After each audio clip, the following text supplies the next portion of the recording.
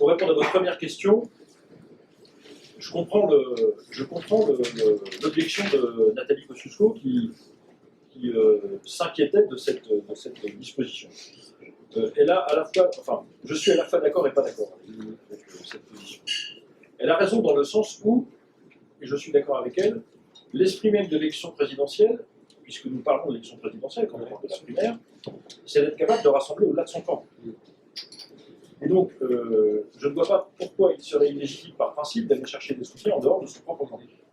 Bon, on est bien dans l'esprit de l'élection présidentielle. Sauf que la primaire, ça n'est qu'un bout de l'élection présidentielle, et qu'il s'agit de désigner chaque tour de la droite et du centre. Et si effectivement on demande aux électeurs de signer une charte pour dire qu'ils respectent l'idée selon laquelle il faut l'alternance en 2017 par quelqu'un qui porte les valeurs de la droite et du centre, je ne vois pas comment on pourrait considérer que viendraient dans des électeurs des gens qui sont soutenus par des personnes qui ne respectent pas les engagements que les électeurs doivent prendre. Donc là, j'ai plutôt tendance à considérer que les Républicains ont voulu apporter cette clarification. Donc je suis cette fois-ci sur ce point d'accord avec la décision du bureau des Républicains.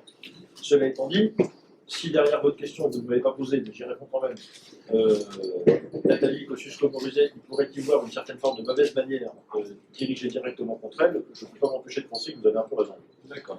Et ça ne vous inquiète pas sur d'éventuels changements de règles en cours de route? Parce que c'est un précédent, après tout, pourquoi pas? Oui, enfin, c'est pas complètement non plus un changement de règle, encore une fois, en raison de la deuxième raison que je viens de vous donner. Je ne vois pas comment, comment dire, on peut, enfin, imaginer, c'est une hypothèse d'école, et évidemment, ça ne peut pas se produire.